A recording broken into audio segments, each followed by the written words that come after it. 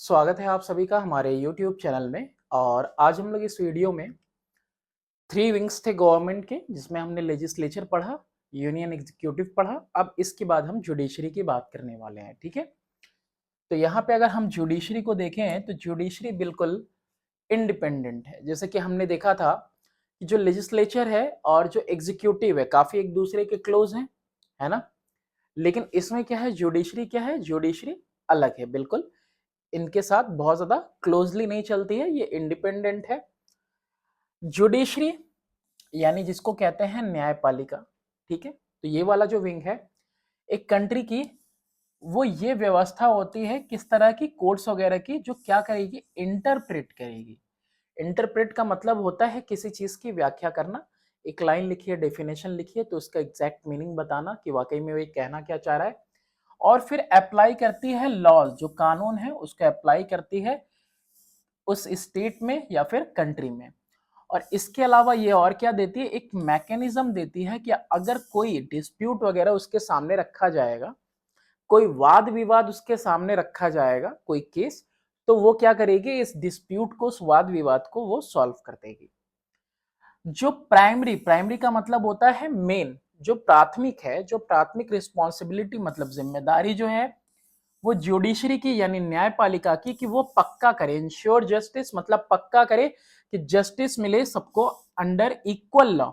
Equal law यानी सबके लिए बराबर कानून, इररिस्पेक्टिव ऑफ किसके स्टेटस कोई भी हो, कितना भी धन दौलत वाला हो, किसी भी धर्म का हो और किसी भी जेंडर का हो, मेल हो फीमेल हो कि या ट्रांसजेंडर हो, किसी भी जेंडर का हो, तो क्या मिले उसको पक्का करे, सुनिश्चित करे कि हाँ उसको बराबर न्याय मिले। तो ये काम है मेनली जुडिशरी का एक कंट्री के अंदर। तो जो इसका जो स्ट्रक्चर है, इसका जो ढांचा है हमारे हिंदुस्तान में, वो किस तरीके का है, तो ये देखो, ये तीसरी ब्रांच है ना, किसकी, गवर्नमेंट की। गवर्नमेंट के 3 विंग्स हमने देखे थे, या 3 ब्रांच हमने देखे थे। यूनियन देखा था, एग्जीक्यूटिव देखा था, और अब देखते हैं जुडिशरी। तो यहाँ पे लिखा भी है कि लेजिस्लेचर जो कि जिम्मेदार है किसके लिए, क्रिएटिंग लॉज, कानून बनाने के लिए। उसके बाद एग्जीक्यूटिव किसके लिए जिम्मेदार है, इंप्लीमेंट करने के लिए, इन्फोर्स करने के लिए उस कानून को। और ये तीसरा जिसको हम लोग इस चैप्टर में पढ़ रहे हैं वो है जुडिशरी। ये जो न्याय व्यवस्था है ना हमारे यहाँ, ये जो जुडिशियल सिस्टम है, इसको इसकी शक्तियां कहां से मिलती हैं, लीगल फ्रेमवर्क यानी कि जो कानूनी वैध ढांचा है, फ्रेमवर्क है, जो संविधान में हिंदुस्तान के है, उससे इसको इसकी शक्तियां मिलती हैं। मतलब प्रॉपरली डिफाइंड है कॉन्स्टिट्यूशन में ही कि कोर्ट को क्या पावर्स है और किस तरह से वो काम करेगी। जो काम है न्यायपालिका के वो यहाँ पे समराइज किए जाते हैं किस तरह से। पहला यहाँ पे है कि न्याय देना, किसको न्याय देना भाई, लोगों को न्याय देना। कोई डिस्प्यूट वगैरह हो रहा हो, किसी का फंडामेंटल राइट वगैरह इन्फ्रिंज हो रहा हो, किसी के साथ कुछ गलत हो रहा है, तो उसके लिए न्याय देना लोगों को। इंटरप्रेट करना यानी व्याख्या करना, और कानून वहां पे जो है यूज करना, अप्लाई करना स्पेसिफिक केसेस में, खासतौर से जो केसेस वगैरह आते हैं, तो ये काम है। फिर उसके बाद जो लोगों के अधिकार है उसकी सुरक्षा करना भी किसकी जिम्मेदारी है, कोर्ट की जिम्मेदारी है। इसके अलावा संविधान की सुरक्षा कौन करेगा, तो वो भी जो है आपका सुप्रीम कोर्ट करेगा, क्योंकि सुप्रीम कोर्ट जो है हाईएस्ट इंटरप्रेटर है, यानी कि कानून की व्याख्या करने वाला है, ठीक है। संविधान की व्याख्या भी वही कोर्ट करेगा।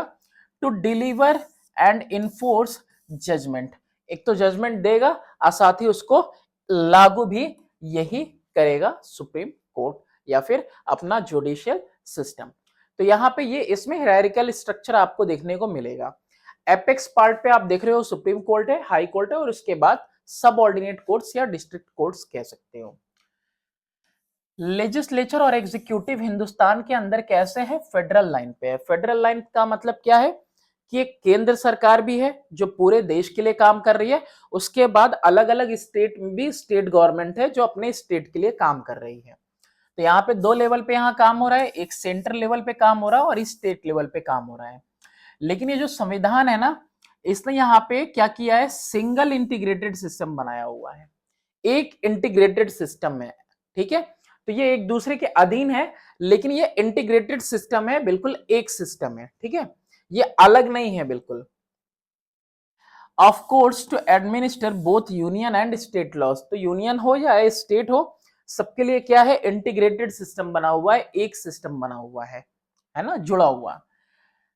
इंडियन जुडिशरी की बात करें तो ये किस तरह से हायरार्किकल स्ट्रक्चर में पीछे मैंने दिखाया, सुप्रीम कोर्ट सबसे ऊपर है और सुप्रीम कोर्ट के नीचे कौन है, हाई कोर्ट्स है स्टेट के अंदर। और कई जगह पे आप ऐसे देखोगे कि 2 स्टेट के लिए एक सिंगल हाई कोर्ट है, तो बहुत सारे उसके नीचे फिर सबऑर्डिनेट कोर्ट्स आते हैं, that is district court under high court, ठीक है।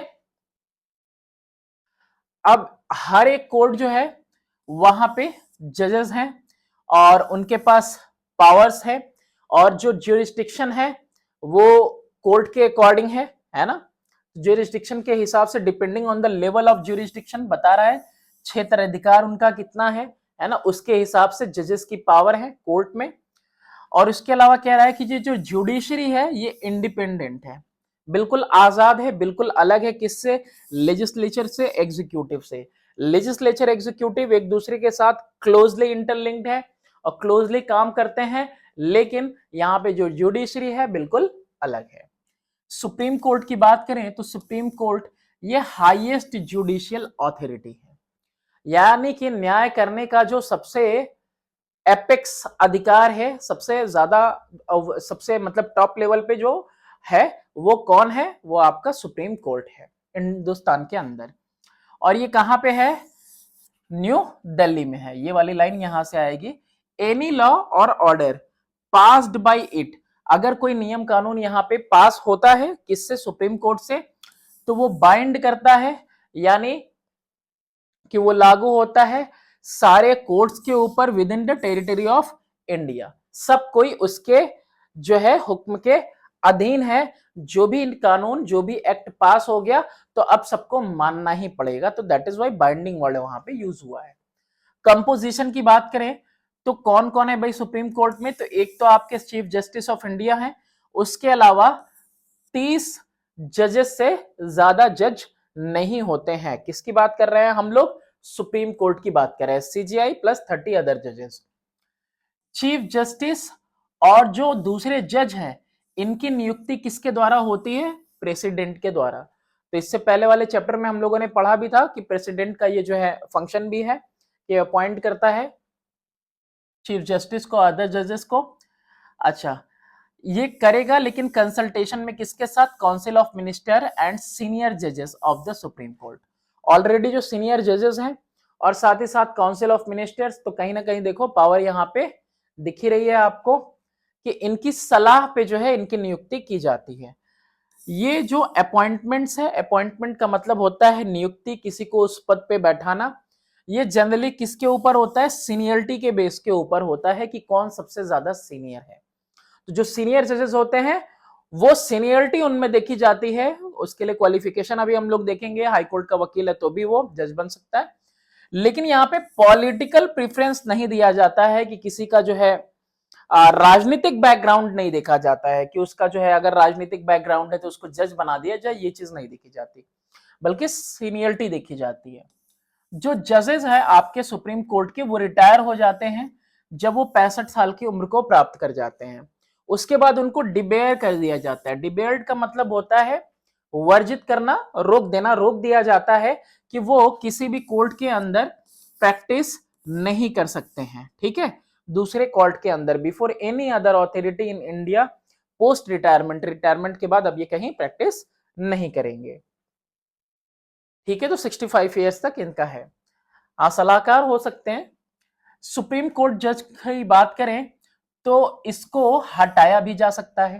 तो एक सुप्रीम कोर्ट के जज को हटाया तब जा सकता है जब एक एग्जीक्यूटिव ऑर्डर पास हो, किसके द्वारा, प्रेसिडेंट के द्वारा, ठीक है। किसके लिए हो, इम्पीचमेंट हो, उसके ऊपर कोई दोष रोपण किया जाए, मतलब कि उन्होंने कुछ ऐसा किया हो, कोई जो है दुर्व्यवहार किया हो on grounds of proven misbehaviour, कह रहा है यहाँ पे मिसबिहेवियर किया हो, या फिर वो कैपेबल नहीं हो, या फिर प्रोवाइडेड इन एज पर प्रोवाइडेड इन द कॉन्स्टिट्यूशन, यानी कि कोई उनके अंदर कोई कमी हो, इनकैपेबिलिटी हो, या फिर कुछ ऐसा असंवैधानिक जो है व्यूज वगैरह या कोई ऐसी बात हो, तो उस वजह से उनके ऊपर दोषारोपण करके उनको हटाया जा सकता है।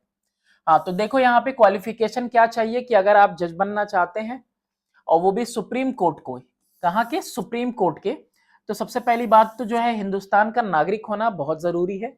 इसके अलावा आपको जज होना पड़ेगा of one high court of और मोर, यहाँ पे और हो जाएगा और मोर, किसी एक या एक से ज्यादा हाई कोर्ट के आप जो है जज रहे हो कम से कम 5 साल के लिए, है ना। एक हाई कोर्ट के 2 साल के लिए, दूसरे हाई कोर्ट पे 3 साल के लिए, तो कम से कम 5 साल तक हाई कोर्ट में आप जज रहे हो तो आपको चुना जा सकता है। या फिर आप एक वकील रहे हो हाई कोर्ट के फॉर एटलीस्ट 10 ईयर्स। तो देख रहे हो यहाँ पे क्या कुछ मैटर कर रहा है, एक्सपीरियंस मैटर कर रहा है और सीनियरिटी मैटर कर रही है। या फिर आप एक कोई बहुत अच्छे ज्यूरिस्ट हो in the opinion of the president, मतलब प्रेसिडेंट ये कहे कि भाई कानून का इनके पास गहरा जो है ज्ञान है, बहुत अच्छे सलाहकार हैं, तो उनके रिकमेंडेशन पे भी आप हो सकते हो। Jurisdiction of the supreme court, jurisdiction का मतलब होता है क्षेत्र अधिकार, मतलब कहां तक उसका अधिकार है सुप्रीम कोर्ट का। तो ऑलरेडी हमने देखा है कि सुप्रीम कोर्ट जो भी एक्ट वगैरह पास करेगी, जो भी उसका जजमेंट होगा वो बाइंड करता है ऑल ओवर द इंडिया, है ना, सारे कोर्ट को। तो यहां पे इसका 3 फोल्ड ज्यूरिस्डिक्शन सुप्रीम कोर्ट का आपको देखने का मिलेगा।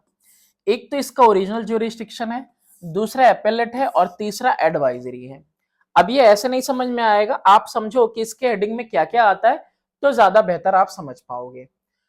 ओरिजिनल ज्यूरिस्डिक्शन की बात करें, ओरिजिनल, है ना, तो ओरिजिनल ज्यूरिस्डिक्शन क्या इन्वॉल्व करता है, मुद्दे जो कि इसके सामने डायरेक्टली लेके जाए जाते हैं, तो वो उन मुद्दों को सॉल्व करता है, उन केसेस को, उन डिस्प्यूट को सॉल्व करता है। तो ये इसका ओरिजिनल ज्यूरिस्डिक्शन है।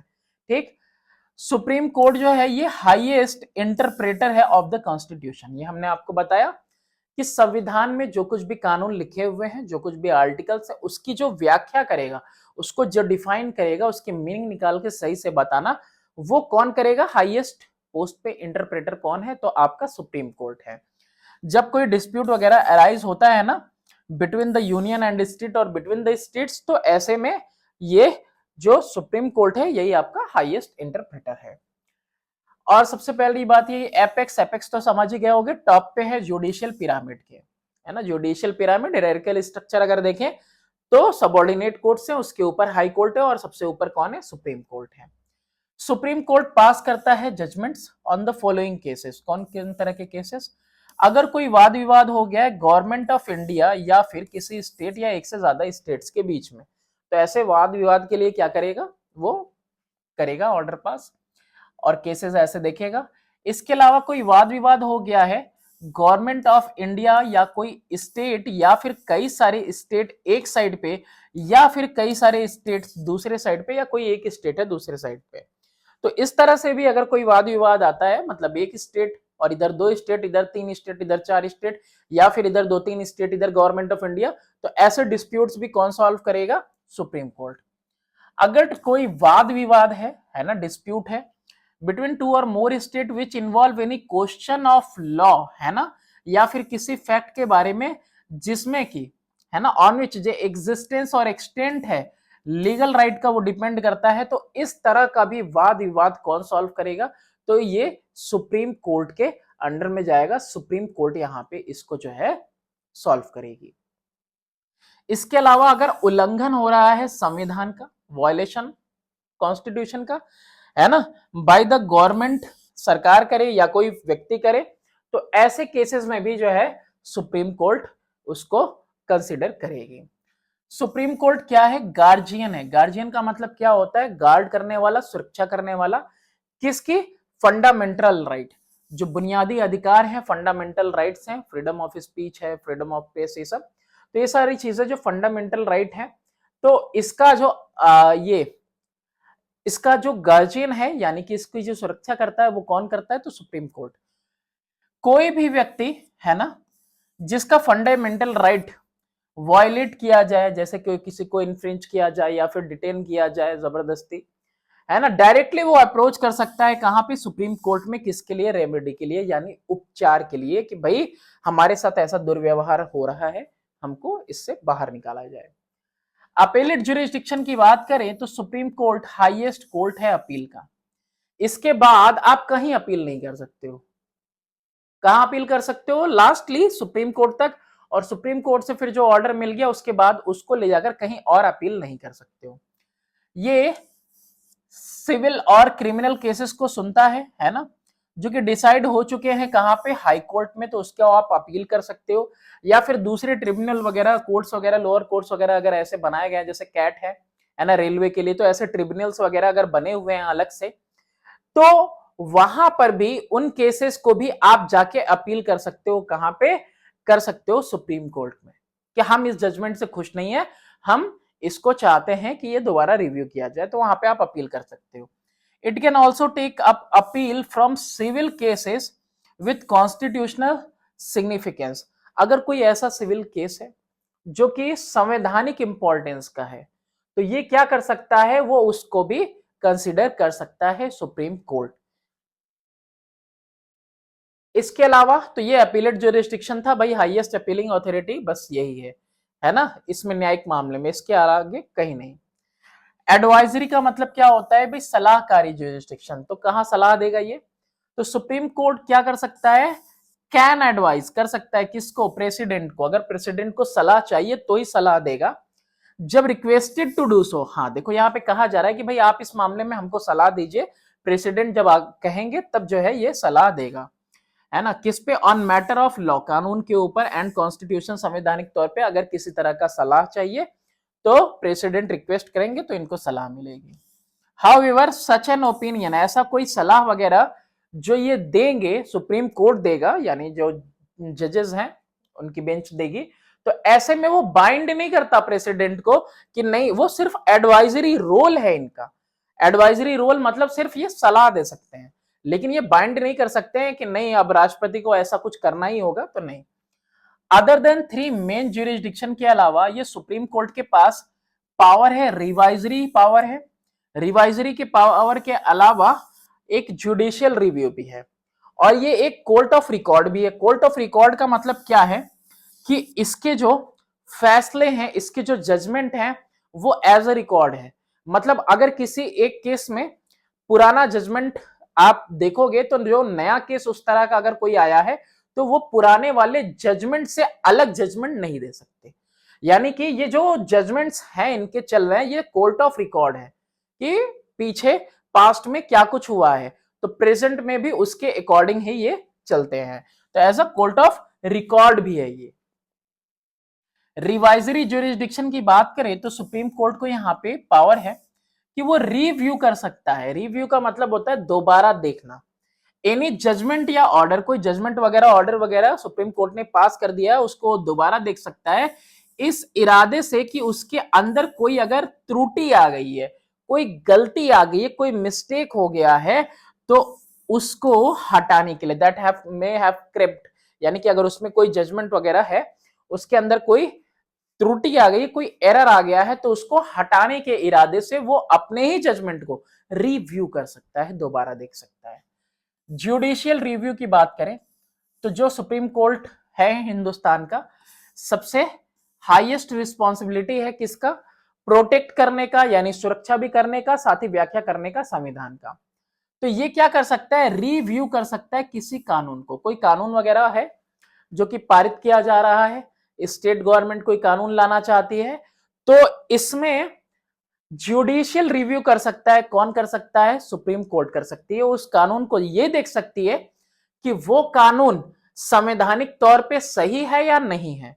मतलब ऐसा कोई उसमें प्रावधान, कोई बिंदु, कोई रूल रेगुलेशन ऐसा तो नहीं है जो हमारे कॉन्स्टिट्यूशन के अगेंस्ट जाता हो, जो हमारे कॉन्स्टिट्यूशन के साथ नहीं जाता, है ना। कोई ऑर्डर वगैरह पास हुआ हो सेंट्रल गवर्नमेंट या फिर स्टेट गवर्नमेंट के द्वारा, है ना, तो उसकी कॉन्स्टिट्यूशनल वैलिडिटी देखता है कि ये संवैधानिक तौर पे ठीक है या नहीं है। कहीं वो कानून, वो रूल, वो रेगुलेशन कहीं ऐसा तो नहीं कि उल्लंघन कर रहा है संविधान का। तो इसके पास पावर है कि रिजेक्ट करे किसी लॉ को या उसके किसी हिस्से को जो कि असंवैधानिक दिख रहा हो, कि नहीं नहीं ये तो नहीं हो सकता, ये जो है संविधान के खिलाफ है। जो बेसिक स्ट्रक्चर है संविधान का, उसको नहीं बदला जा सकता। कोर्ट ऑफ रिकॉर्ड की बात करते हैं तो ये जो कॉन्स्टिट्यूशन है ना, ये सब क्या करता है, सुप्रीम कोर्ट को कोर्ट ऑफ रिकॉर्ड बनाया है इसने। इसका मतलब क्या है कि जो डिसीजन है, मैंने बताया इससे पहले भी आपको, जो भी फैसले लिए गए हैं और जो भी यहाँ पे जुडिशियल प्रोसीडिंग है, यानी केसेस वगैरह जो सुनवाई वगैरह हुई है, ये एविडेंशियल वैल्यू रखते हैं। एविडेंशियल वैल्यू मतलब सबूत के तौर पे रखे जाते हैं कि हाँ इससे पहले इसमें ऐसा जजमेंट हुआ है, तो अगर सेम केस है, सेम टाइप से है, तो वैसा ही जजमेंट दोबारा भी दिया जाएगा। And can not be questioned by any other subordinate court. और इसमें जो ऐसे एविडेंशियल वैल्यू वाले हैं, इसमें जो केसेस डिसाइड हो गए हैं, इसके ऊपर कोई और चुनौती नहीं दे सकता, अदर हाई कोर्ट या फिर सबऑर्डिनेट कोर्ट, कोई नहीं। ये जो एविडेंसेस हैं और ये जो जजमेंट्स हैं, ये इसको प्रेसिडेंट्स की तरह रखा जाता है कि हाँ पहले क्या हो चुका है, ताकि फ्यूचर में कोई डिस्प्यूट वगैरह वैसा हो तो इनको खंगाल के देखा जा सके कि हाँ पास्ट में हमने क्या जजमेंट दिया था, उसी रेफरेंस पे फ्यूचर डिस्प्यूट्स पे वैसे ही विवाद अगर आते हैं तो उसी तरह का फैसला दिया जाएगा। इसलिए इसको कोर्ट ऑफ रिकॉर्ड भी कहा जाता है। हाई कोर्ट की बात करें तो यहाँ पे कॉन्स्टिट्यूशन ऑफ इंडिया क्या प्रावधान दे रहा है हाई कोर्ट्स के लिए, कि हाई कोर्ट्स होने चाहिए कहां पे भाई, स्टेट्स के अंदर। और हाई कोर्ट का जो ज्यूरिस्डिक्शन है, यानी कि अधिकार है इसका, जो कहां तक क्षेत्र तक अधिकार है, तो वो है किस पे, एक स्टेट के ऊपर।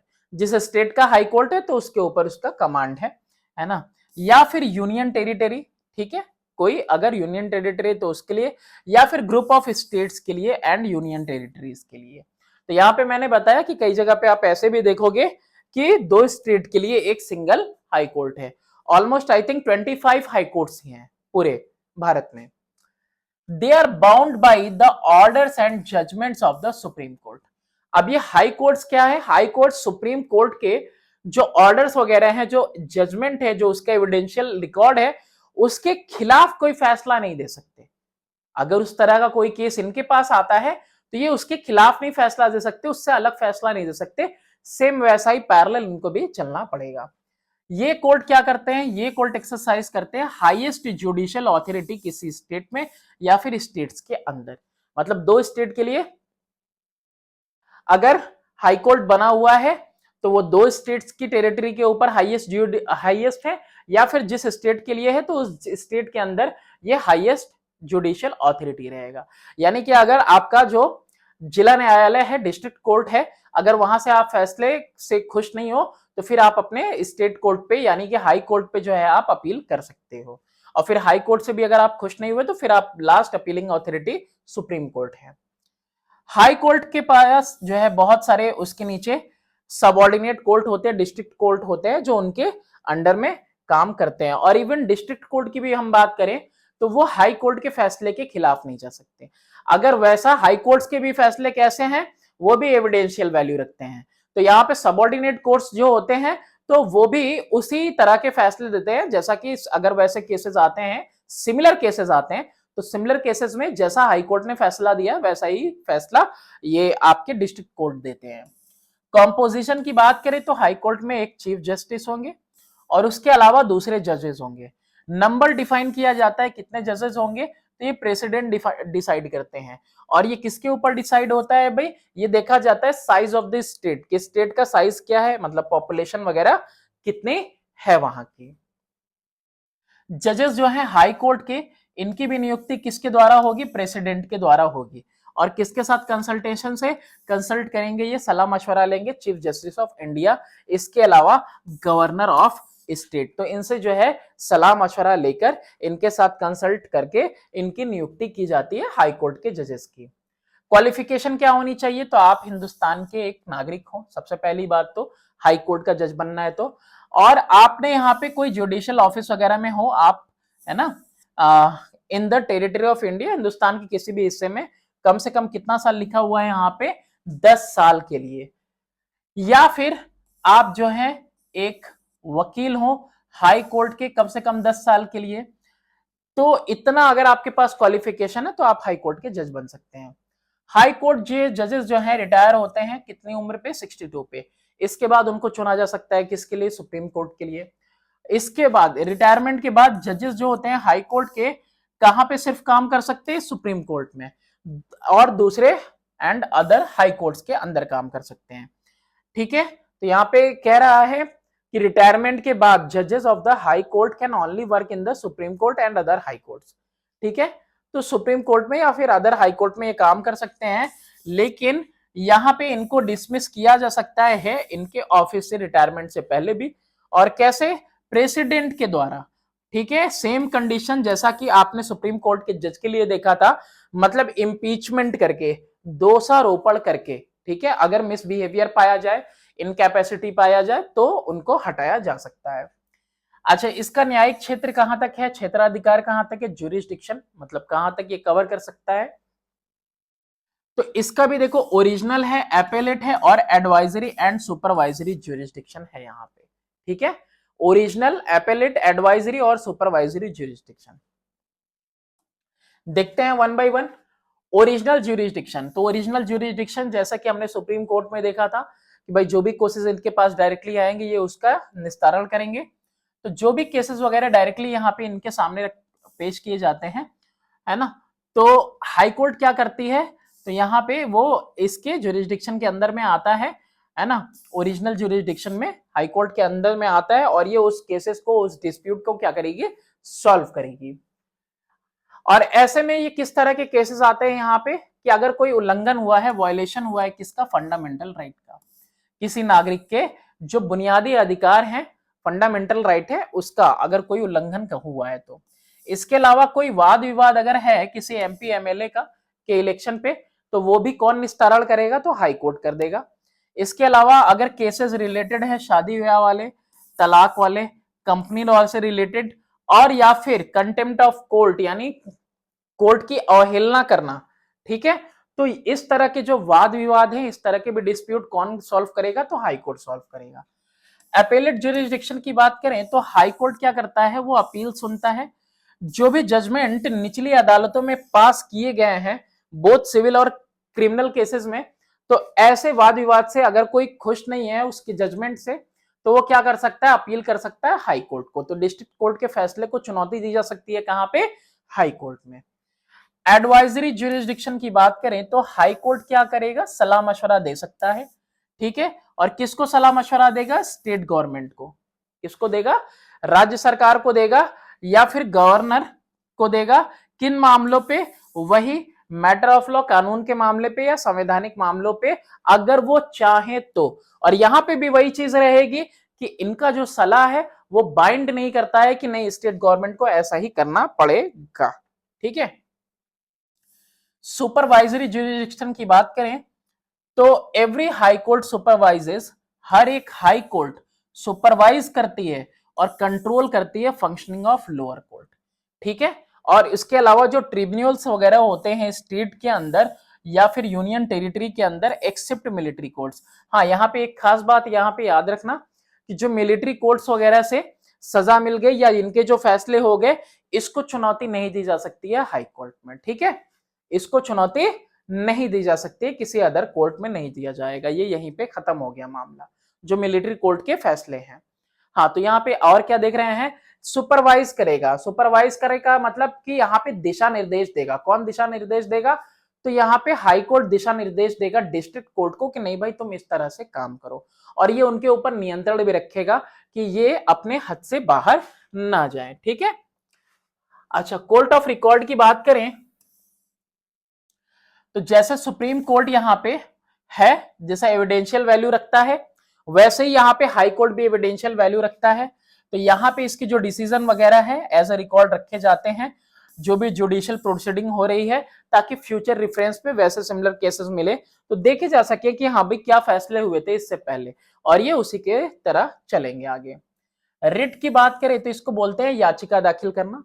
तो ये जो रिट होती है ये 5 तरह की है, यहाँ पे हम लोग देखेंगे, और दोनों ही सुप्रीम कोर्ट और हाई कोर्ट हिंदुस्तान के अंदर इनको यहाँ पे शक्ति प्रदान है, पावर है, एम्पावर्ड है, किसके द्वारा, कॉन्स्टिट्यूशन के द्वारा, कि ये यहाँ पे इश्यू करे रिट। ठीक है, रिट को क्या बोलता है, याचिका नहीं बोलते, सॉरी, इसको जो है प्रादेश बोलते हैं। ठीक है, तो प्रादेश के लिए आप यहाँ पे जो है इसमें सुप्रीम कोर्ट या हाई कोर्ट में जो है आप अपील करते हो और उधर से आपको जो है ये रिट दाखिल करोगे तो उस पे आपको प्रादेश मिल जाएगा और वो एक जो है जजमेंट की तरह ही होता है, सुपरवाइजरी भी होता है और कई तरीके के हैं, 5 तरह के हैं टोटल, वो हम देखते हैं इसके अंदर। रिट यहां पे होता है क्या, पहले ये देख लो, ये जो प्रादेश होता है फॉर्मल यानी औपचारिक है ना, कानूनी। रिटन ऑर्डर होते हैं, ये कौन ऑर्डर इशू करता है, इश्यू बाय गवर्नमेंट एंटिटी, ठीक है। Writs are formal written orders issued by a government entity, generally किसके द्वारा किया जाएगा, ये सुप्रीम कोर्ट के द्वारा एंड हाई कोर्ट के द्वारा। और ये ऑर्डर देगा या डायरेक्शन देगा, कहा ना, ये किसी तरह का जो है कि ऑर्डर देगा या फिर क्या करेगा, डायरेक्शन यानी दिशा निर्देश देना कि तुम सही नहीं जा रहे हो, तुमको इस तरह से काम करना चाहिए। टू अ पर्सन, किसी पर्सन को या फिर किसी ये पर्सन को, टू एक्ट, पर्सन को ऑर्डर देगा कि टू एक्ट की इस तरह से करो, या और नॉट टू एक्ट, या फिर ये चीज ना करो इन अ पर्टिकुलर वे, कि जिस तरीके से तुम कर रहे हो तो उस तरह से करो या फिर उस तरह से ना करो। रिट जहां पे जो है किस फॉर्म में हो सकते हैं, वारंट के फॉर्म में हो सकते हैं, ऑर्डर के फॉर्म में हो सकते हैं और डायरेक्शन के भी फॉर्म में हो सकते हैं। तो वारंट समझते ही हो, ऑर्डर्स यानी कि यहाँ पे जो फैसले वगैरह टाइप से हैं, और डायरेक्शन बोलते हैं दिशा निर्देश कि इस तरह से होना चाहिए। तो यहाँ पे आप देखोगे कि 5 तरह के यहाँ पे रिट्स हैं। पहला है हैवियस कॉर्पस। तो यहाँ पे ये कब होता है, इसका मतलब है भाई you may have the body. तो यहाँ पे अगर किसी पर्सन को डिटेन कर लिया गया है, डिटेन करने का मतलब होता है बंदी बना लिया गया है और वैलिड रीजन नहीं है, यानी कि उसकी जो गिरफ्तारी हुई है, उसको जो नजरबंद किया है, उसको जो डिटेन किया हुआ है, उसके लिए कोई वैलिड रीजन नहीं है, तो यहाँ पे जो है हैवियस कॉर्पस रिट उसके लिए है, ठीक है। इसके अलावा मैंडेमस है, मतलब हम आपको कमांड करते हैं to secure the performance of public duties by lower court tribunal और पब्लिक अथॉरिटी, कि जो परफॉर्मेंस है पब्लिक ड्यूटीज का कि भाई वो सही तरीके से हो, लोअर कोर्ट सही ढंग से काम करे या फिर कोई ट्रिब्यूनल कोर्ट है या कोई पब्लिक का अधिकारी वगैरह है, तो ये उसके लिए मैंडेमस यहाँ पे वी कमांड टू डू, तो यहाँ पे कमांड किया जा रहा है, ये ऑर्डर दिया जाता है इसकी तरफ से, तो ये एक तरह का रिट हो गया। इसके बाद है सर्चियोरी टू बी सर्टिफाइड, यानी कि ये क्या कर सकती है, क्वैश कर सकती है कोई ऑर्डर जो ऑलरेडी पास हो गया है किसी इंफीरियर कोर्ट के द्वारा, ठीक है।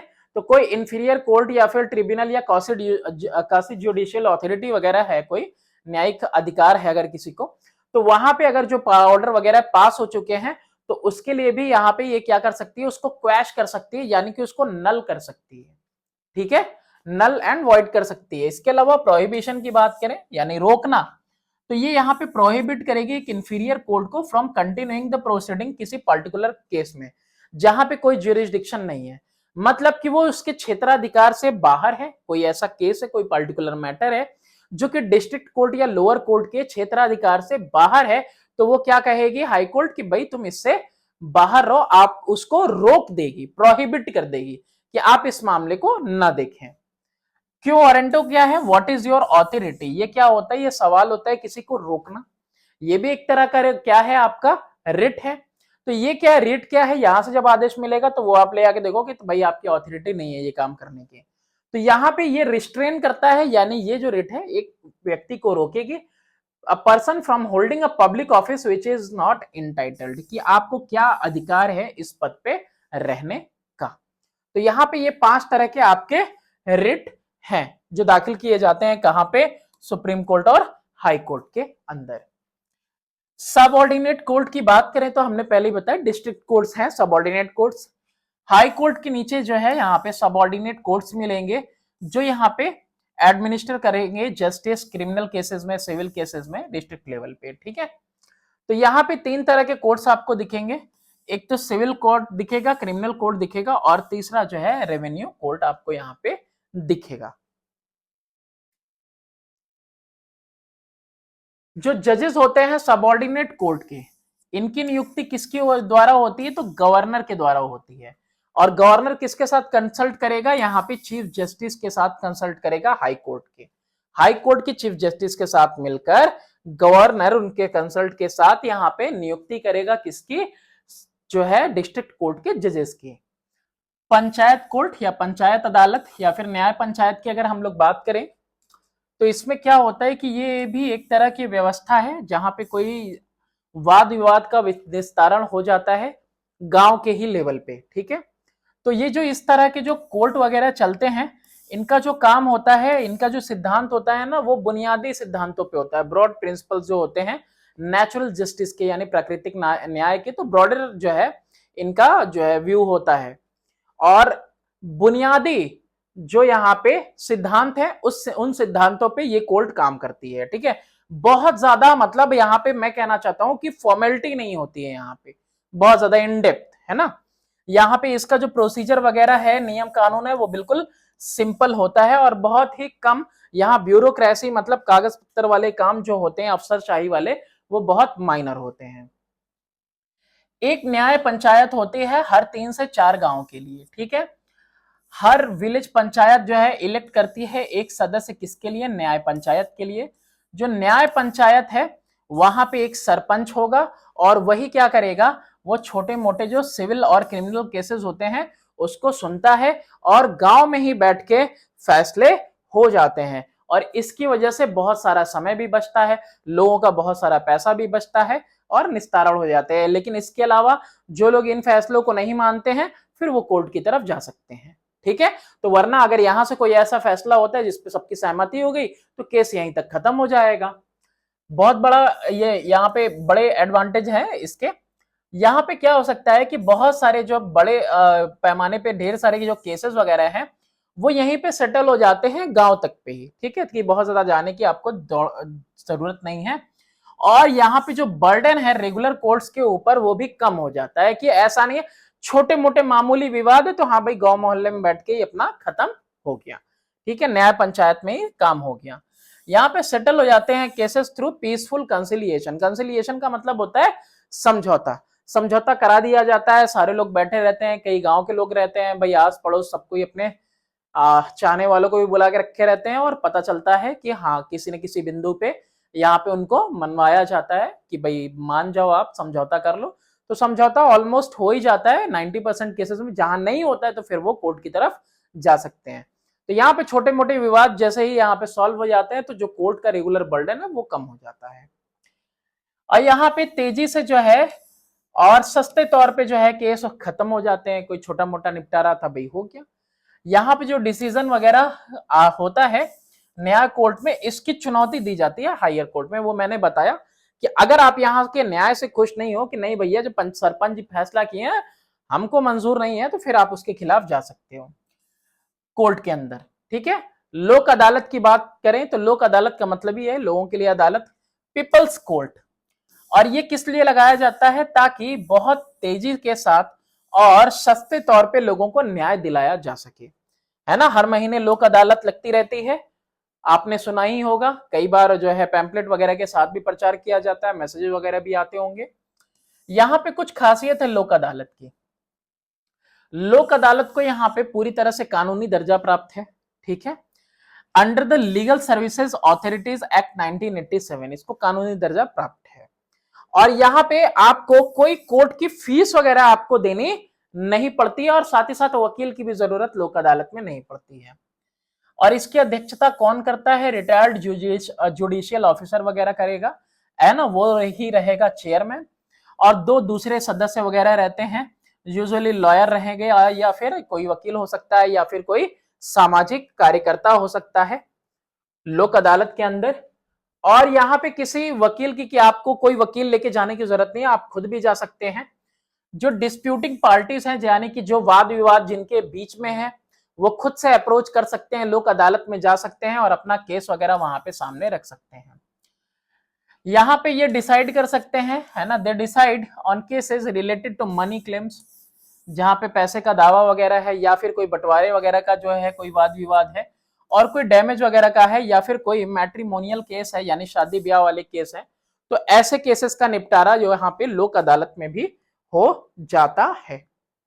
तो यहाँ पे जो डिस्प्यूटिंग पार्टी है, डिस्प्यूट पार्टी है, वो एग्री होनी चाहिए कि भाई हम दोनों चलते हैं।